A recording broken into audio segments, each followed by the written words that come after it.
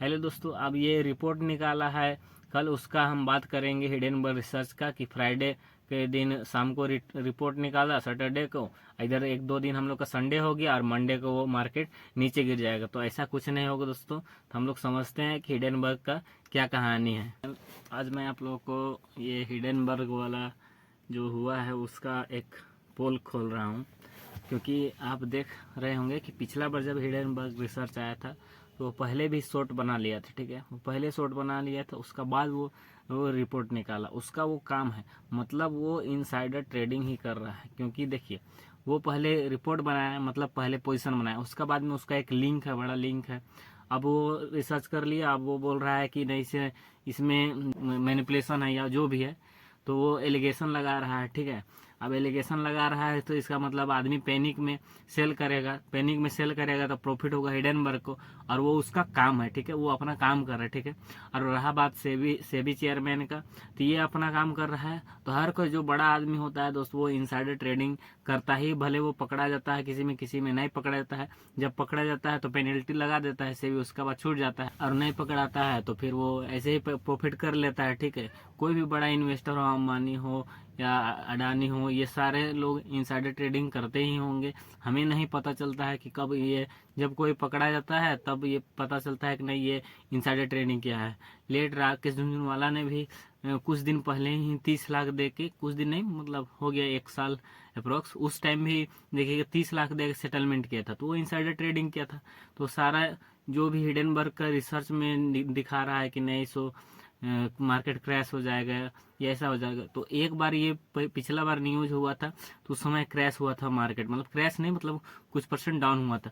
लेकिन देखिएगा इस बार वैसा नहीं होगा दोस्तों, क्योंकि मार्केट हमको एक चीज बताता है कि हमेशा एक न्यूज या एक कोई भी रीजन हो ना, उस रीजन से हमेशा नहीं गिरता है। क्योंकि मार्केट का नेचर हमेशा है, रिपीट नहीं करता है वो कोई भी न्यूज या कोई भी चीज को वो रिपीट नहीं करता है। इसीलिए दोस्तों ज्यादा पैनिक होने का कोई दिक्कत नहीं है। अब बात रहा कि ये क्या बोलते हैं सेबी चेयरमैन का, तो ये सब चलता ही रहेगा, नॉर्मल आदमी पिसते ही रहते हैं और वो पिसेंगे ही, उसमें हम कुछ नहीं कर सकते। हम पिछला वीडियो डाले थे दोस्तों, उसमें से देखिएगा मेरा लॉस मात्र 6,000 का है, पर मेरा चार्ज इन टैक्स इतना ज्यादा है 17,000 रुपये का, और मेरा बहुत सारा ट्रेड हुआ है, ऐसा नहीं कि ट्रेड नहीं हुआ। उसमें ब्रोकरेज बहुत कुछ ही होगा, पर एक ट्रेड लेते हैं दोस्तों 40 रुपये का ब्रोकरेज लगता है, उसमें 70 रुपये का सेबी ट्रांजेक्शन, 18% का सिक्योरिटी टैक्स, फलाना टैक्स ऐसे करके भरा देता है, और पता चला 150 रुपये का टैक्स कट जाता है। अगर आपको रिटेल इन्वेस्टर का सेबी चेयरमैन से हम एक चीज कहना चाहते हैं कि अगर आपको रिटेल इन्वेस्टर का इतना ही चिंता है तो मिनिमम आप एक अमाउंट रख दीजिए कि 10,000 का प्रॉफिट तक टैक्स नहीं लगेगा किसी प्रकार का। बस ब्रोकरेज जो ब्रोकर हमको प्रोवाइड कर रहा है प्लेटफॉर्म, तो वो हमारा से पैसा ले। आप तो हमें कोई चीज प्रोवाइड नहीं कर रहे हैं, अगर है तो आप तो गवर्नमेंट की चीज है भैया, तो आप तो हमें ये चीज दे रहे हैं, तो अच्छा ही बात है ना कि आप हमें ये चीज सहूलियत दे रहे हैं। और बात रहा कि ये रिटेल ट्रेडर के एसटीटी बढ़ा देंगे तो नहीं आएगा। देखिए रिटेल ट्रेडर तो आएगा ही, आप चाहे किसी कुछ भी कर दीजिए, रिटेल ट्रेडर आएगा ही।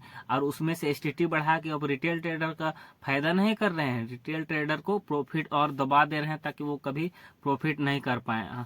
हम कोई भी ट्रेड लेते हैं, अगर उसमें आप मिनिमम आप इतना अमाउंट रख दीजिए कि अगर आप डेली का 1,000 या 10,000 तक का लॉस करते हैं, या 5,000, या मिनिमम तो 1,000 रख ही सकते हैं। 1,000 का अगर मिनिमम लॉस करते हैं तो किसी प्रकार का टैक्स नहीं देना पड़ेगा, तो उसके बाद प्रॉफिट में आप टैक्स लगा सकते हैं। लेकिन ये सब जनहित वाला कार्य, कोई भी कार्य हो जनहित वाला, वो सरकार नहीं करता है। चाहे कोई भी सरकार आए, बीजेपी आए, कांग्रेस आए, उससे कोई लेना देना नहीं है। कोई भी सरकार आएगा ये सब काम नहीं करेगा। कानून बनाता है कोई भी, देखिएगा जो छोटा लोग है वो सब के लिए कानून है, उसको मानना पड़ेगा, और जो बड़ा लोग है उसको लिए कोई कानून नहीं है। अभी हम कार में बैठे हुए हैं, अगर हम सीट बेल्ट नहीं लगाएं तो मेरा 5,000 का फाइन है भैया। अगर कहें हम 10 की स्पीड में जा रहे हैं, भैया आप हाईवे में ये चीज चेक कर लीजिए कि अगर स्पीड में और गलती से कैमरा पकड़ ले तो उसमें फाइन लगाइए। इसी तरीका से दोस्त नॉर्मल आदमी के लिए कोई भी कानून है, ये सब नॉर्मल आदमी का है। और ये हिडेनबर्ग का रिसर्च का बात है दोस्तों, तो इसका ये काम ही है, कभी सेबी में लगाए कभी इसमें लगाए, वो उसका काम है, वो अपना काम कर रहा है, वो शॉर्ट सेलिंग कर रहा है और प्रॉफिट कमा रहा है। दोस्तों हम लोग को ध्यान रखना है, अपना ट्रेडिंग के ऊपर फोकस करना है। और बात रहा चार्ज एंड टैक्स का, तो ये सब हम लोग को झेलना ही पड़ेगा। ये चीज को हम लोग एक बार जब पार कर जाएंगे उसका बाद हम लोग को किसी तरीका से दिक्कत नहीं होगी। अभी हम लोग स्ट्रगल कर रहे हैं। स्ट्रगल के टाइम में हम लोग बहुत ज़्यादा मेहनत करना ही होगा दोस्तों। जब हम लोग मेहनत करके एक बार हम लोग का ब्रेकआउट हो जाएगा, उसका बाद हम लोग का कोई दिक्कत नहीं। पर अभी हम लोग को ये टैक्स भी झेलना होगा, ऐसा न्यूज़ के कारण वोलेटाइल मार्केट होगा उसको भी झेलना होगा, और सारा चीज़ को हम लोग को झेलना होगा दोस्तों। इसीलिए हिडेनबर्ग रिसर्च के बारे में उतना नहीं सोचिए, अपना ट्रेडिंग सेटअप पे ध्यान दीजिए और ट्रेड करते रहिए। वीडियो अच्छा लगा दोस्तों तो मेरा चैनल सब्सक्राइब कर लीजिएगा, लाइक कर लीजिएगा। अभी के लिए इतना ही, थैंक यू।